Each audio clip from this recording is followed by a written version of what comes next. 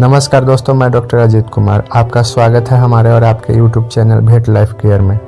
आज के वीडियो में हम लोग एक महत्वपूर्ण टॉपिक के बारे में बात करेंगे, पशु और मनुष्य में टीबी रोग के बारे में, जिसे मानव में ट्यूबरकुलोसिस और जानवर में बोवाइन ट्यूबरकुलोसिस कहते हैं, जो कि यह gram negative bacteria Mycobacterium bovis से होने वाले गंभीर संक्रामक रोग है। यह रोग पशु और मानव में होने के क्या कारण है और टीबी का लक्षण किस तरह के पशुओं में देखने को मिलते हैं और इस रोग का इलाज कैसे करेंगे, और साथ ही टीबी रोग से खुद को और अपने पशु को कैसे बचाया जा सकता है। अगर आपने मेरे YouTube चैनल को अभी तक सब्सक्राइब नहीं किया है तो मेरे YouTube चैनल को सब्सक्राइब करें और लाइक करें। सबसे पहले हम लोग जानेंगे टीबी रोग के बारे में। ट्यूबरकुलोसिस, जो कि यह मनुष्य और पशुओं में एक दूसरे से फैलने वाले बैक्टीरियल रोग है, जो मनुष्य में माइकोबैक्टीरियम बैक्टीरिया से होता है और पशुओं में यह रोग माइकोबैक्टीरियम बोविस जिसे एसिड फास्ट बैक्टीरिया भी कहते हैं। जो भी बीमारी पशु से मनुष्य या मनुष्य से पशु में फैलता है उस बीमारी को जूनोटिक डिजीज कहते हैं। आपको जानकर हैरानी होगी कि टीबी रोग से भारत के ग्रामीण क्षेत्र के 10 से 15% गाय और भैंस संक्रमित है। ग्रामीण क्षेत्र में टीबी रोग से संक्रमित का कारण, जो कि ग्रामीण इलाके में पशुपालक अपने पशु को साफ सुथरे स्थान पर नहीं रखते हैं और पशु का वैज्ञानिक तरीके से पालन पोषण नहीं होता। यह रोग मुख्यतः सभी प्रजाति मनुष्य, जानवर और पक्षी में देखने को मिलते हैं। यह रोग जो है जानवर में सुअर, गाय, भैंस और कुत्ते में अधिकांश देखने को मिलता है। घोड़े में यह बीमारी बहुत कम देखने को मिलते हैं। टीबी रोग से भारत में हर वर्ष 1.8 मिलियन ह्यूमन इफेक्टेड होते हैं और 4,20,000 के करीब हर वर्ष यह बीमारी लोगों की जान ले लेती है। और पूरे विश्व में भारत टीबी रोग के मामले में पहले स्थान पर आता है और इसका मुख्य कारण है भारत का अधिकांश जनसंख्या कृषि और पशुपालन पर निर्भर है। अब बात करते हैं ट्रांसमिशन के बारे में। किस कारण से यह जो रोग है टीबी पशु और मनुष्य में फैलते हैं।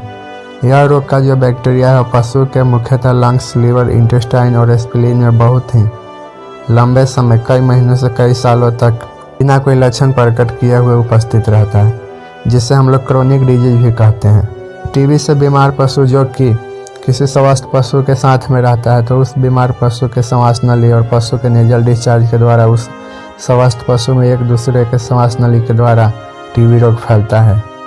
कोई बीमार पशु और स्वस्थ पशु एक ही साथ चारा दाना खाता है तो उस चारा दाना के द्वारा उस स्वस्थ पशु को टीबी रोग अपनी चपेट में ले सकता है। यह बीमारी का बैक्टीरिया पशु के मलमूत्र में भी उपस्थित रहता है। यह मलमूत्र के द्वारा बाहरी वातावरण जैसे कि हवा, मिट्टी, घास में यह बैक्टीरिया लंबे समय तक सर्वाइव करते हैं। कभी कभी टीबी से बीमार पशु के भ्रूण पेट से ही जन्म लिए बच्चिया को टीबी रहता है। आपको जानकर हैरानी होगा कि किसी बीमार पशु के देख रेख में रहने वाले व्यक्ति को भी टीबी रोग अपनी चपेट में ले सकता है। मनुष्य में यह रोग श्वास नली के द्वारा फैलता है। टीबी से बीमार पशु का दूध बिना उबाले, बिना पाश्चराइज किए हुए कोई व्यक्ति उस बीमार पशु का दूध का सेवन करता है तो उस दूध में उपस्थित टीबी का बैक्टीरिया उस व्यक्ति को टीबी रोग अपनी चपेट में ले सकता है। आपको बता दूं कि सबसे ज़्यादा टीबी रोग मनुष्य में यही कारण है फैलने के। ग्रामीण इलाके में कुछ लोगों का मानना है कि कच्चा दूध में बहुत ही ज़्यादा मिनरल्स और विटामिन पाए जाते हैं और बिना कुछ सोचे समझे वह कच्चा दूध का सेवन करते हैं, जो कि यह बिल्कुल गलत तरीका है। आप कभी भी दूध का सेवन उबाल कर ही पाश्चराइज करके ही किसी भी पशु का दूध यूज करें। आप बहुत सारे घातक बीमारियों से सुरक्षित रहेंगे। आपको यह भी जानना जरूरी है कि पाश्चराइज मिल्क क्या है। जब दूध को 63 डिग्री टेम्परेचर पर 30 मिनट तक उबालते हैं, इसी क्रिया को पाश्चराइज कहते हैं। अगर किसी व्यक्ति को टीबी रोग हुआ है और वह टीबी से बीमार व्यक्ति कोई स्वस्थ पशु का दूध निकालता है तो उस व्यक्ति के श्वास और छींक से पशु के टीट, जो कि दूध देने वाली नस जिसे टीट कैनाल भी कहते हैं, दूध निकालते समय खुला हुआ रहता है। उस टीट कैनाल के रास्ते टीबी का बैक्टीरिया पशु के शरीर में प्रवेश कर पशु को टीबी रोग फैलाता है। मेरा मानना है कि जब तक टीबी रोग जानवर में समाप्त नहीं होगा तब तक यह मनुष्य में पूरी तरह से समाप्त नहीं हो सकता। Symptom of bovine tuberculosis in animal. पशुओं में टीबी रोग का लक्षण हमें किस तरह के देखने को मिलते हैं। टीबी का बैक्टीरिया पशु के शरीर में बिना कोई लक्षण दिखाए कई महीनों से कई सालों तक रह सकता है और पशु को अंदर ही अंदर कमजोर, खोखला कर देता है। किसी पशु में तो बिना कोई लक्षण दिखाए ही पशु का मृत्यु हो जाता है।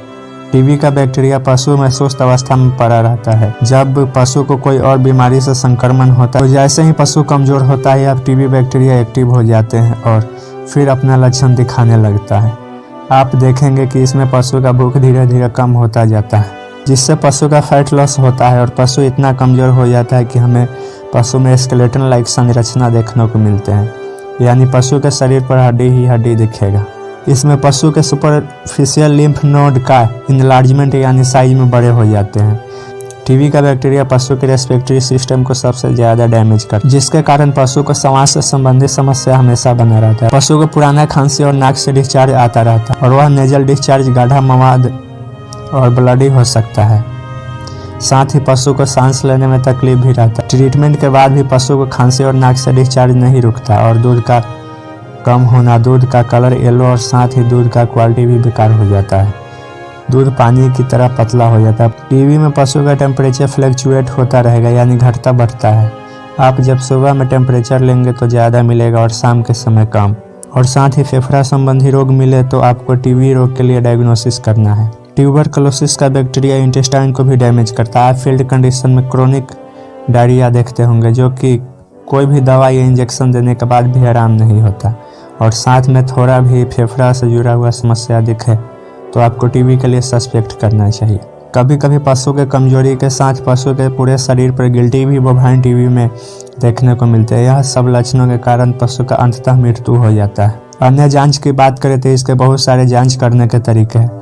अगर आप रिक्वेस्ट करेंगे तो हम उस पर एक स्पेशल वीडियो बनाएंगे। आपने लक्षणों के अनुसार टीबी का पहचान कर लिया, तो अब आप इसका इलाज क्या करेंगे। पशुओं में टीबी का इलाज वेटनरी साइंस के अनुसार नहीं है। अगर आप चाहे तो लगातार 6 माह तक स्ट्रेप्टोमाइसिन दिन में 2 बार इंजेक्शन से ठीक हो सकता है, परंतु यह करना संभव नहीं है। विदेश में जिस पशु में टीबी रोग का पहचान हो जाता है, उस टीबी से बीमार पशु को स्लॉटर यानी मार दिया जाता है। परंतु भारत में ऐसा कुछ नियम नहीं है, क्योंकि भारत में पशु गाय को गाय माता यानी भगवान का दर्जा दिया गया है अपने हिंदू धर्म के अनुसार। इसलिए किसी भी जानवर को हम लोग नहीं मारते, उनका देख रेख अपने परिवार की तरह अंतिम सांस तक करते हैं। मानव में टीबी रोग का इलाज निम्न दवाई और इंजेक्शन से किया जाता है, जैसे कि isoniazid, rifampicin, ethambutol, streptomycin, pyrazinamide, thioacetazone, paraaminosalicylic acid.